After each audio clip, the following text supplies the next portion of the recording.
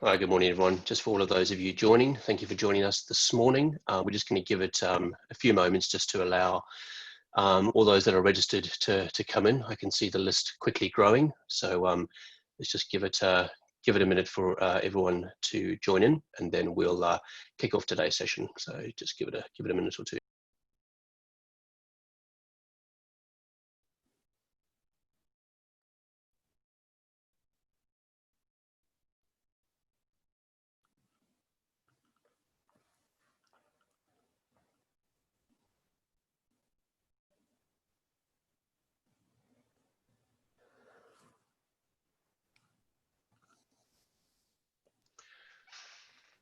Right, I think I might start. There's still a few more people joining, but we'll kick off now, and then let those people come in as we progress through.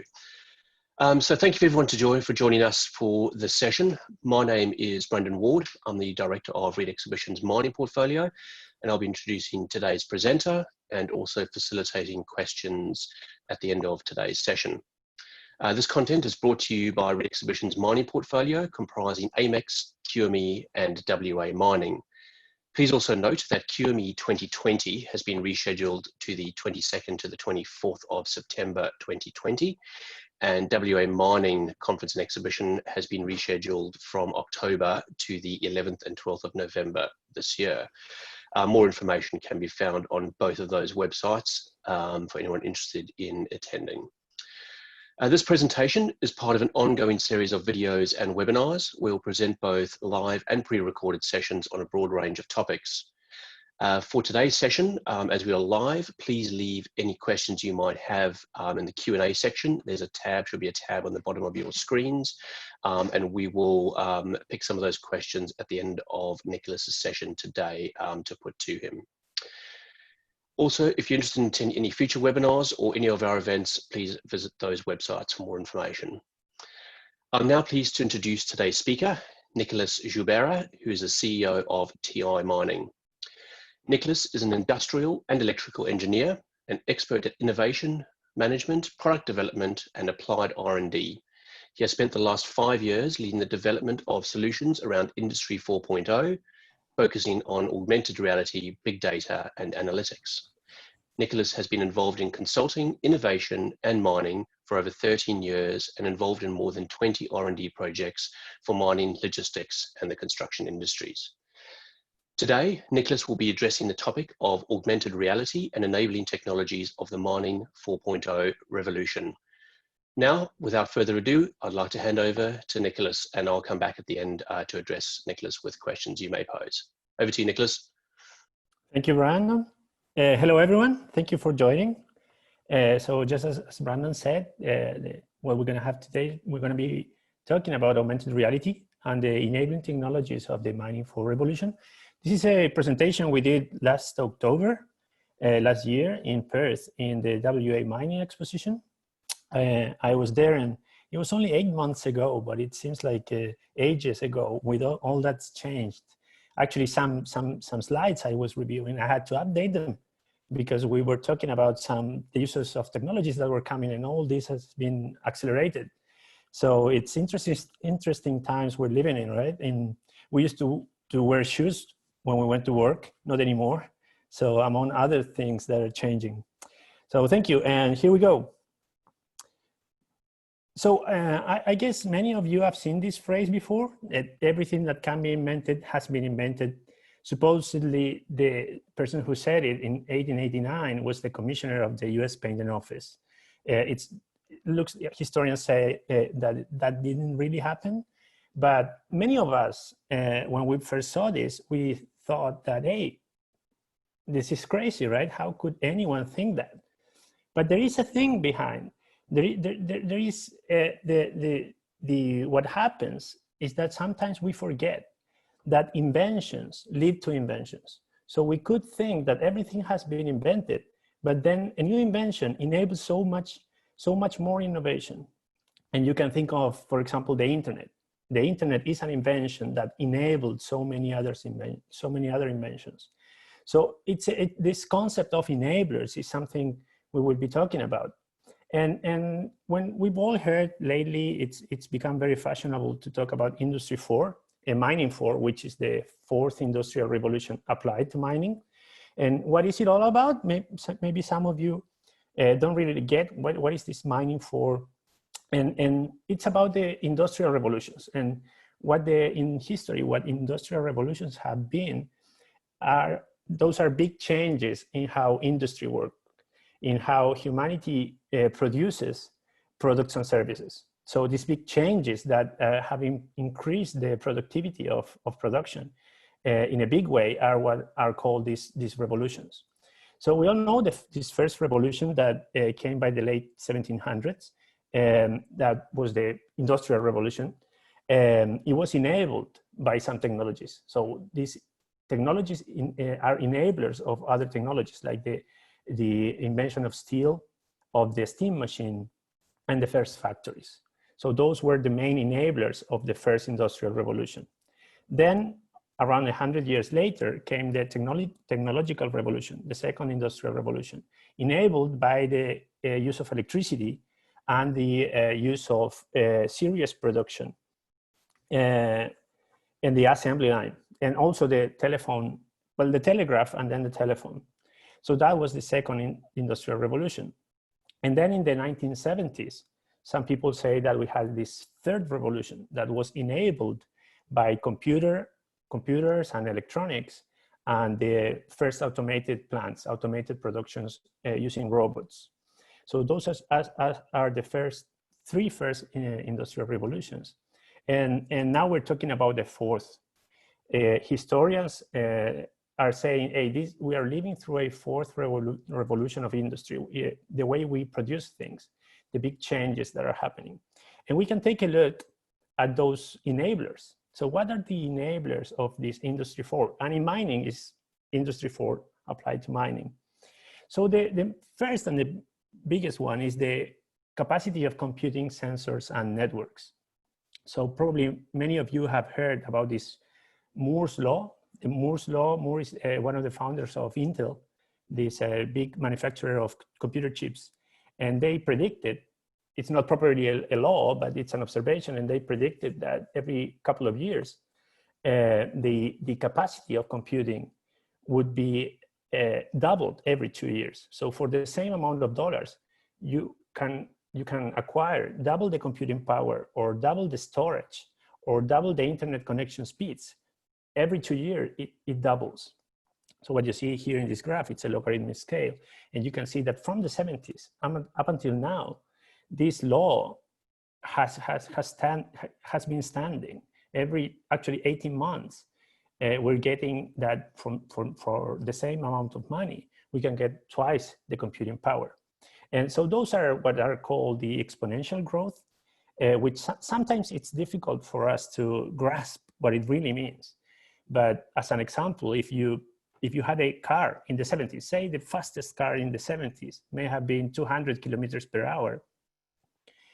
Today, it would be going, if its speed was increasing at the same rate, it would be going faster than the speed of light today. So this is the increase, and it has happened for the last 50 years, and it's going to continue happening. And this is huge. Some other examples here, this is a video game from the 70s.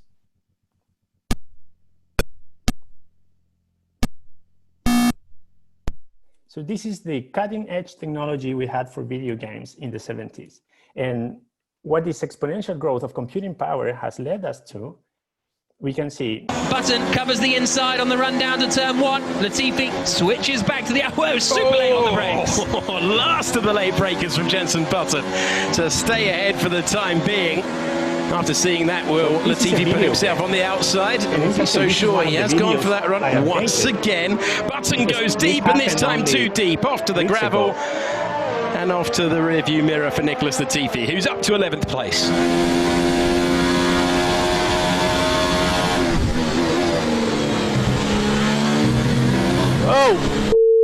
Oh no! Oh. So this is happening, and this is one of the videos I updated, because this is Formula One. These are real Formula One racers that, because of COVID, they're racing from home. So the sport became quite less dangerous. I suppose they're happy. And these guys are real. And can you see the increase of computing that we got to computing and networks that we can have Formula One racing in real time with all these professional racers, each one of them playing from home, right? It's a lot less dangerous. Charles Leclerc across the line to win the virtual Grand Prix in Australia. A dominant performance from Charles Leclerc in Melbourne, 3 weeks too late. And a lot less glamorous, I think. It's not the same. What you see the guy there talking in his phone, it's not the same thing as it used to be, right?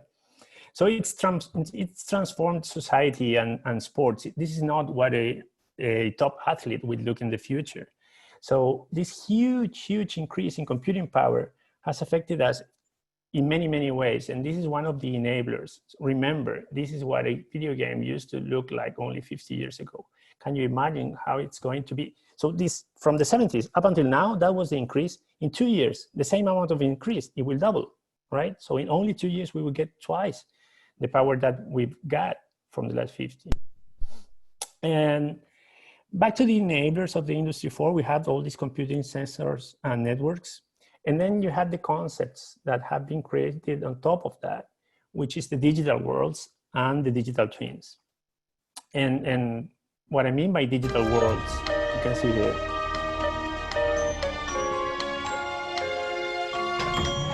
Oh, phenomena. Oh my God, oh. You really want me to walk out there? I'm supposed to walk out on this. It's like nice to see the world from this view, but I don't think I could go out in that plane. I'm heavily insured. Okay. Whoa! I would like it better if there was a pool over there and I could jump off of it. So here what we see is that we can create virtual worlds, worlds that maybe don't exist. We created them in a computer. And then using these virtual reality goggles, we can go and visit those places, right? So we are visiting virtual worlds. That is one thing. And a different thing is digital twins. Digital twins, the innovation backbone of the future, delivering virtual representations of real-world products, systems, and cities. For example, the digital twin of an electric motor not only showcases form, but also analyzes functions, from the rotation of the shaft to thermal conductivity to data from sensors and beyond. What's more, the digital twin continuously evolves, thanks to the flow of data, user experience feedback, and new input, and it's greatly impacting development, production, and operation. In development, a product's behavior can be simulated and tested long before a physical prototype has been built. So in this case, a digital twin, what is a digital twin? It's a virtual representation, but of a real thing. So in the previous example, we were seeing virtual worlds, that it's everything invented. But in this case, a digital twin is a virtual copy of your real asset, of the factory, of the city, of the mine. And why? Many people are talking today about digital twinning, but you need to understand why. Why is it useful? And why is it useful? It's because in the real life, you are constrained by physical laws. You cannot travel in time, you cannot travel in space very fast. But in a digital twin, when you take that physical asset and you create a digital copy, you can then go and analyze it in time. You can see the past, you can see the behavior. You can go, if it was a mine, you can go easily without having to travel.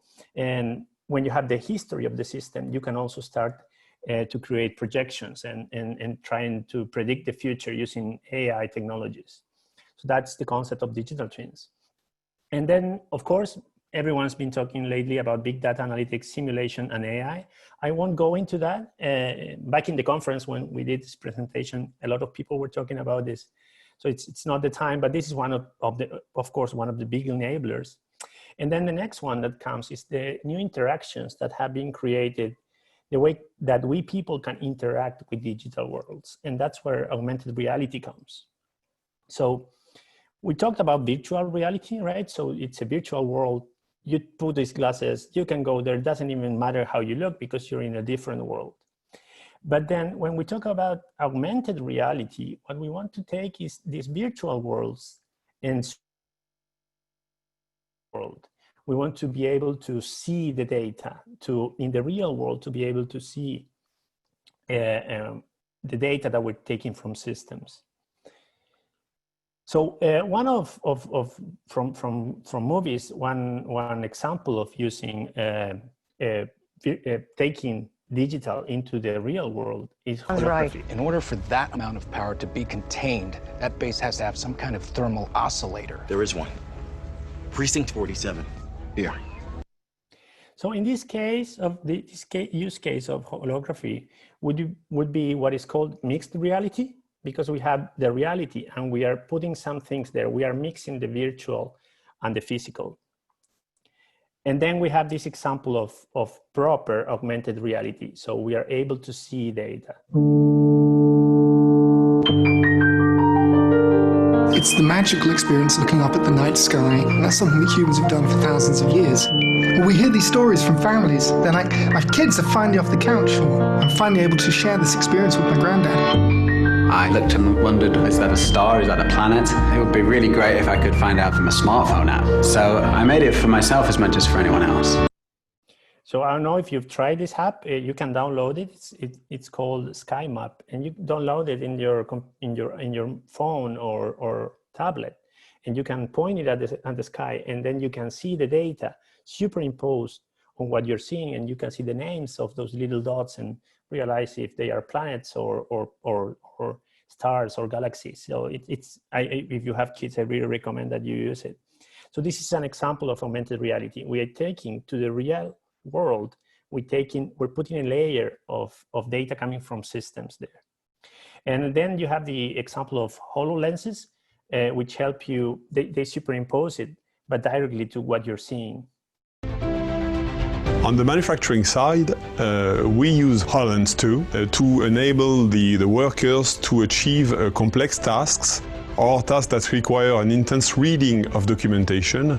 Well, finally, they're hands-free and they can access complex areas, they can handle heavy parts while having all the information they need right in front of their eyes. So we strongly believe that mixed reality can bring improvements up to 30% of some of our industrial tasks.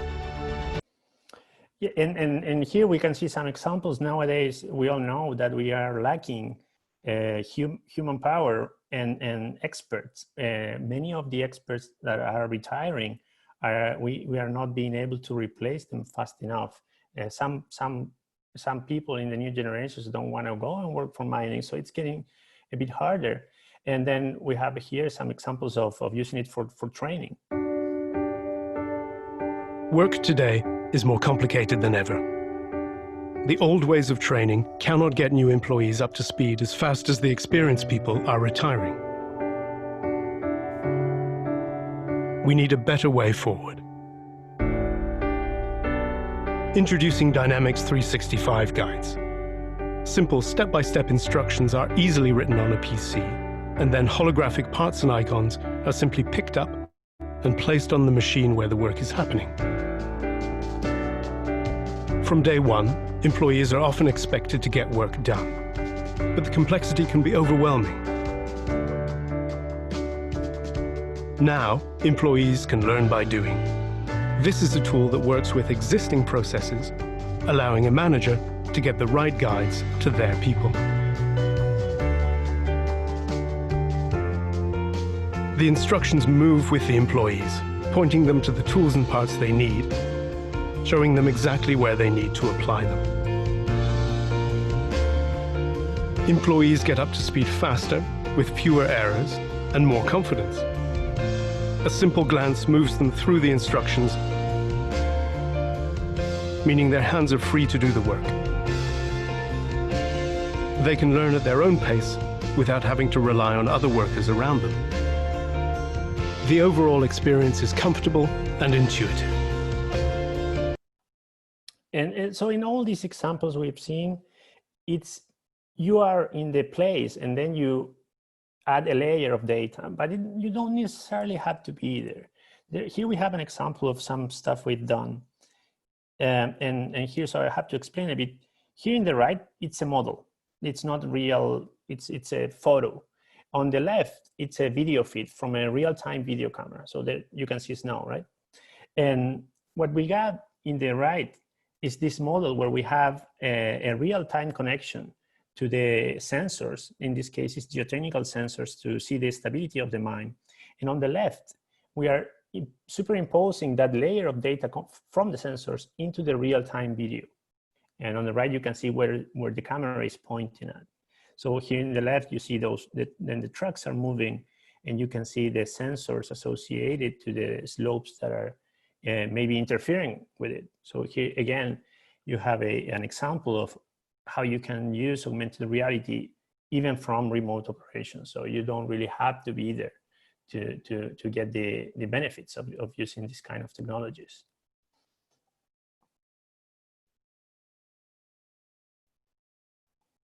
Okay, so that's a bit of what I wanted to show you about what, so you got virtual worlds, and then you have the digital twins, and then you got augmented reality, which is taking data from digital twins into the real world. And here some tips. So the first one is don't fall in love with technology. You have to first focus on the problem. The technology is hard, and many times the problem doesn't really need it. So first focus on the problem and see if you really need augmented reality, then you can go and use it. Because the problem is it's a bit hard. It's not that easy. But if there are some problems that can only be solved through this, and we've got great results. And another tip is be aware that visualization is the last step. So we've seen examples of the last step. It's how you look at things, but it's like the icing on the cake. But first you need to build the cake. And in order to explain that, we can take this schema by McKinsey, and they ran these studies on mining, on how they use only a fraction of the data. So you got operational information on site, say machines and in the mine properly, and then you got first that the data needs to be captured, right? And I would say that in this regard, we have progressed a lot, because sensors are today very cheap, and most of the machines and equipment have a lot of sensors, GPS, and have temperature and vibration sensors.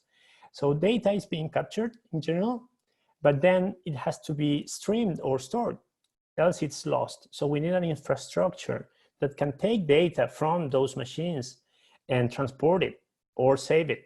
So for example, now it's becoming nowadays more and more mines are using 4G networks. That's an example of how infrastructure helps you take the data from the systems. But then even if you stored it, the data may not be accessible. So for example, it's sitting on a server that's from a vendor, and you don't have access to it. So maybe the company has the data, but it's in a server that no one can access it. So you need proper data management. And then if you have access to the data, you have to analyze it. So you need analytics, you need automation, and you need all these tools that convert that data into proper information. And then you need visualization. So when you got the data and you have analyzed it, you need to communicate the data to the experts. And that's where visualization comes. All these examples we've seen is the last step. We are taking that data into the person's mind and helping them get insights. And of course, once they get those insights, they have to be able to make better decisions. So they have to incorporate in their processes of decision making this new data that is coming from systems. According to McKinsey, in the industry, we're only using 1% of the data for execution. And on the other side, we know that the efficiency of use of the assets in the mine is very low. In most mines, less than 50%. So here we have a big opportunity of better using this data, take it into information for better decision making, so we can improve the efficiency and improve productivity. And here we had an example of some things we've been working on around digital twins and advanced visualizations. So I'm going to run this video. We did this video 3 years ago. I'll let it run. going to have to read the subtitles in Spanish. Tim, muéstrame las extracciones de la semana pasada. Hola, espere un segundo. Las extracciones de la semana pasada han sido coloreadas verdes y amarillas las no planeadas. Ok, muéstrame también lo que planificamos y no logramos extraer. Deme unos segundos. Lo planificado y no extraído ha sido coloreado rojo. Esto corresponde a un 8% del plan semanal. Tim, dame un informe del estado geomecánico de la mina. Los puntos de color naranja y rojo representan las zonas de mayor riesgo. Actualmente existe un 80% de probabilidad de derrumbe en la zona 5. Tim, ¿cuál sería el impacto si no usamos esa ruta? Habría una baja de un 20% en la producción. Tim, si reasignamos camiones de la fase 5 al fondo de mina, ¿podríamos mitigar las pérdidas proyectadas? Si asignas 5 camiones adicionales, la pérdida de producción sería del 12%. Si asignas 10 camiones, sería del 8%. Muéstrame cómo se vería la situación con los camiones de la fase 5 asignados al fondo de mina. El escenario mejoraría, pero aún habría un déficit del 2%. Tim, suspendamos el uso de ese camino y reasignemos 10 camiones de la fase 5 al fondo de mina. Ok, se procederá a reasignar camiones. Gracias, Tim.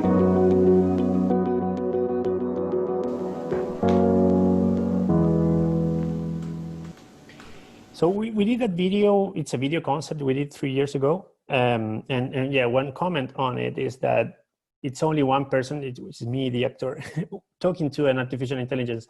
We don't see that as our vision. It's only easier to do a video like that. We see this kind of a technology to be used in a collaborative environment. And also, and here we can talk a little bit about the role of artificial intelligence. Many people, and it's become very fashionable to talk about artificial intelligence replacing people.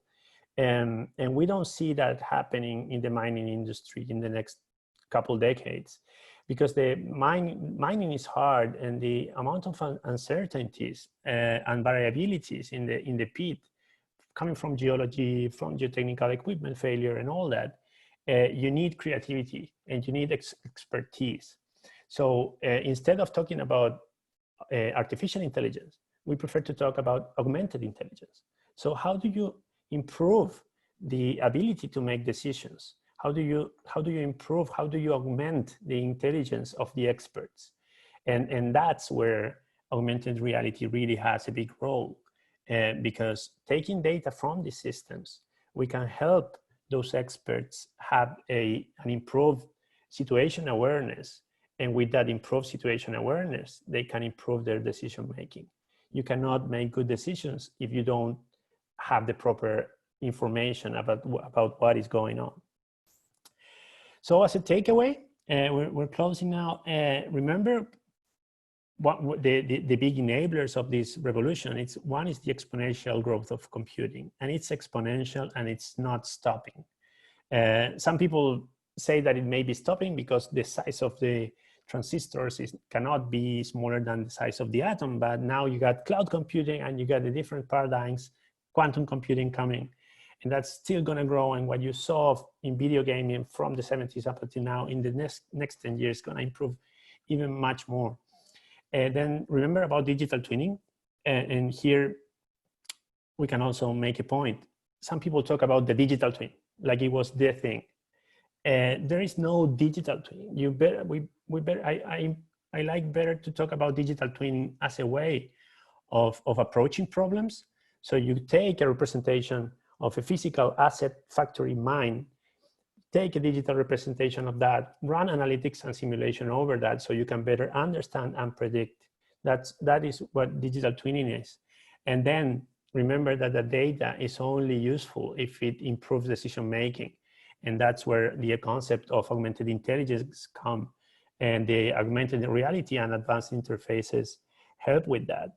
And if we want to think a little bit about what's coming in the next decades, we can always see what Elon Musk is doing. You know, Elon Musk, the founder of Tesla and SpaceX last week, they took people to the International Space Station. So this guy really knows what he's doing. And he has a company that is called Neuralink. I don't know if you've heard of it, but you can see here a video they released last year about what they're doing. We developed this robot that can rapidly and precisely insert hundreds of individual threads representing thousands of distinct electrodes into the cortex in less than an hour. This tool allows a surgeon to aim between the blood vessels that cover the surface of the brain with micron scale precision. Here the robot is selecting individual electrode threads and placing them into the brain in the pre-planned location with remarkable accuracy and repeatability. So what these guys are developing is a direct-to-brain interface. Again, we're talking about augmented intelligence. And in this case, they're making an interface that can connect your brain to basically the internet, and through that to any system and any data source. So, and Elon Musk talks about making humans become cyborgs, and that he says that is the only way that we can not become obsolete in the face of artificial intelligence. So thank you all. We developed. This is what I had today for talking. Brandon, if you want to see about questions. Fantastic. Thanks, Nicholas. And I think on behalf of everyone, thank you so much. That was, once again, I've heard that once before, but even more insightful with some of those updates you've made since your last presentation in Perth last year. Look, there have been a couple of questions, and I've actually got a few more that have come in separately as well. And I think, you know, listening to what you're saying is fantastic, and the future looks very bright. But I think perhaps some of the viewers today and those that might be watching the recording might want to know, you know, you gave some examples there of practical applications that we could see, but do you have any sort of insights or any examples of, you know, what's currently in the market and being used by any particular mining companies around the world at the moment? Well, yes, there are. Well, actually, the example I was showing you there about the model of a geotechnical digital twin, it's something that works. It's being used, and we also, what you saw there about the digital twin of the mine and its interaction as a holographic interface, that is also something that we as a company, as TI Mining, we have developed, and it works. And in particular, the holography of the mine it has become very useful in underground operations, because underground operations are really 3D. Open pits are more, we call it 2.5D, because it's a plane projected.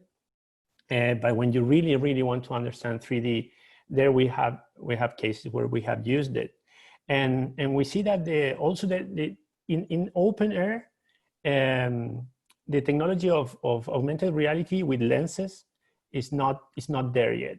With its HoloLenses, it's working still in an indoor environment, and you can also use it in the outdoor, but when the distance is very far away, like in the example of the stars. The stars are so far away that the technology there works well. We've run some experiments trying to do it like you facing the pit and trying to see the block model, for example. Those applications are not ready yet, but we think that in some years they will be. And again, if you're in the pit and you have an application and you can see where you are and what is happening around you, maybe what the plan is or what the block model, you can take a look at it, then that becomes a little bit of an application of augmented reality. You are taking data from the systems and using it for improved decision making. But this is all, the technology is ready. I would say that the base technologies, most of them are ready, but they just become ready. Say all this data being available, all these 4G networks, they've just been implemented. So companies like us and a lot of startups that are working on these problems, I am sure that it's going to become very fun in the next 5 years, all these solutions coming and being mature enough for broad implementations. Fantastic. Nicholas, got a couple more questions now starting to come through. I got one from Arlo Sass, so thank you, Arlo, for posing your question. Arlo asks, how can this applied engineering augmented intelligence overlay, i.e. the digital twin, to a pre-production mineral processing circuit be segmented? It's a bit of a strange question, but if you can make sense of that. Can you repeat the question? How can this applied augmented intelligence overlay to a pre-production mineral processing circuit? I'm not sure I understand it either, Nicholas, so good luck. Arlo, perhaps if you can maybe just refine that a bit further for us, and I'll jump on to another question. But I can reply maybe. Yep. I try my best. As a method, if you were designing a solution, first you start with the problem, right? And you want to improve the decision making of an expert, right? So the first question you need to find out, say you were a startup developer and you want to create a product, or you're an internal agile team doing a solution for one of your internal clients in mind. So the first thing is you focus on the problem. And so what are the questions that this expert has? What is the situation awareness he needs so he can make his decisions? So when you ask that and you understand deeply what his goals are, and when you understand what his goals are and what information he needs to make those decisions, then you go and see, do we have the data? Do we have sensors? Do we have transmission? Do we have it in databases? Maybe it's there. Maybe it is. In many times the data is there in a database, and then you just have to take that data, analyze it, and put it in a 3D, or in the case of if it was a plan, it doesn't even have to be a 3D interface, but it can be a simple screen, and see if the user now can take the data and improve his decision making. That is usually an iterative process, and I recommend that you invite a designer to do that. Because they are the experts on improving this interface bandwidth between the expert's mind and the systems. That is a bit of a generic reply, but I would say that method would apply to any kind of problem. Fantastic. I think you've answered the question, Arlo. Thank you for your other updates there. I think Nicholas has answered those. We've got another one here from Will Visser, I believe it is, or Visser. How can this be used in rescue operations? Probably quite a topical question at the moment.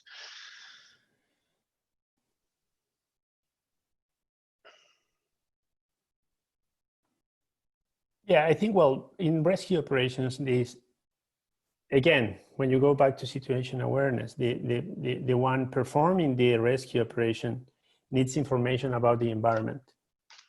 And if you had, then the challenge may be, do you already have a digital twin of the site where this is happening? Because if you already have it, then you can take that data and show it to the operator, or to the one in charge, and help him realize where he is, what the situation is, where do I need to get, what is the location I need to reach. So I would imagine that it could be done, but then the challenge may be that you don't have a digital twin of it. You remember that first you have to build this cake.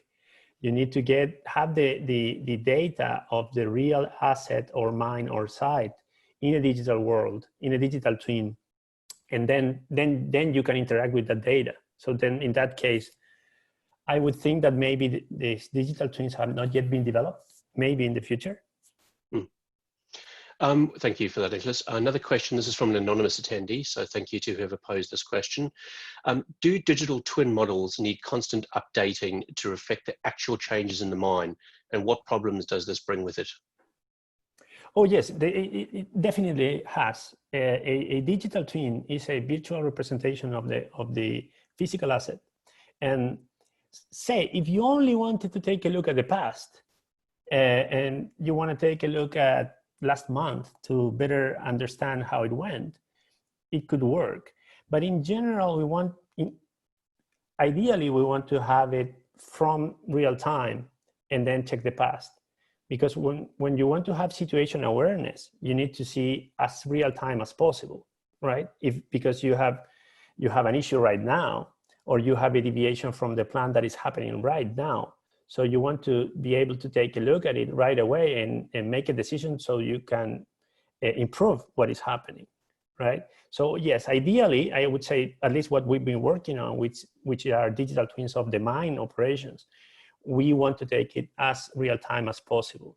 And then when it comes to challenges, of course, you have the challenges of mainly of computing networks. So if you have a Wi-Fi or 4G networks, and what is the speed they provide and the quality they provide, so the data can reach the systems, and then the systems have to have an architecture that can analyze it very quickly and provide it to the user. But yes, I would say that it is challenging, but that is what we as solution providers, that's what most of us are trying to do, which is take it to real time. So you can, as an operator, and nowadays even more than before, you're not in the mine. So you want to understand as soon as possible that something is deviating from your plan. Yeah, absolutely.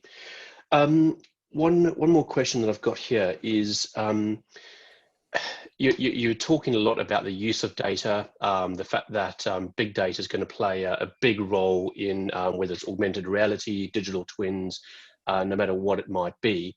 But at the moment, you're saying, I think, a very, very low single-digit percentage value of data is currently being used, in mine operations. Well, question is, why is that, and what can we do to encourage miners and encourage those responsible to actually look at this data and really use it to help with efficiency, to help with increasing production levels across the industry? Yeah, no one's really sure why that happened, but we all know that in the super cycle years, say from 2000 to 2015, the focus of the mining industry was not in efficiency, was not in productivity. The commodity prices were so high that we were all focused on increasing production. So we had there 10, 15 years lost of productivity. And so it's only the last 5 years that the industry has been focusing more and more in solutions that help improve efficiency, improve productivity. And then we saw this opportunity of using the data to generate information that helps decision makers improve their decision making and thus improve efficiency. So that is one of the big theories of why we haven't got it yet. In many other industries, you have it. And so yes, that is one thing. And in the mining industry as well, it's the stakes are high, so it takes time to build solutions. So the provider ecosystems, like we are on the other technology providers, we've been working in the last 5 years. So the video I was showing you is 3 years old. So we have been working in the last 5 years to take these solutions to the market. They are coming to the market right now. So I would say that it's going to improve tremendously in the next 5 years, because all these solutions that are already now are coming to the market. And that is a huge opportunity, because all those years lost, and now we have all this data and that we can help, because in uncertain environments where you have a big variability, like in the mine, where you have equipment failure and weather, and it's very challenging environments. If you take the information from the site to the experts as soon as possible, they can shorten their plans, their plan cycles. So they can incorporate the new information, what is called agile, basically, which agile is, let's shorten these time cycles of planning, do, check, act, what is called the short interval control as well. With information that's coming from systems, we can shorten those cycles. So we can better adapt to the information that is coming. The information may be that a shovel broke down or that there is a geotechnical issue. And when you get that information as soon as possible, you as an expert, as a manager, can react, can adapt quickly. And that is a huge opportunity. And that's why we're talking about a revolution, about an industrial revolution, because the improvement opportunity is very, very big. Excellent. Okay, I think we've got time to take one last question, Nicholas. Hopefully, I think it's a good one, from Paul Chapman. So, Paul, thank you for posing this question. Paul asks, are most augmented reality solutions related to a supplier offering new technologies or improving current technologies? In trying to take a first-to-market product to the mining sector, we have continually been faced with kickback. Yet the technology is proved above ground in other industries. How much difference would AR make to our proposition? Thank you, Paul. I would say that the problem is, and yeah, I would say the main problem is that technology is developed and solutions are developed by engineers, and engineers love technology, and that is a bad thing. So they go and try to sell the technology. But what you have to sell is the solution to a problem. So many times we see the kickback when we go and offer technology. But if I go and I offer you a solution to a big headache that you have, you're gonna at least listen.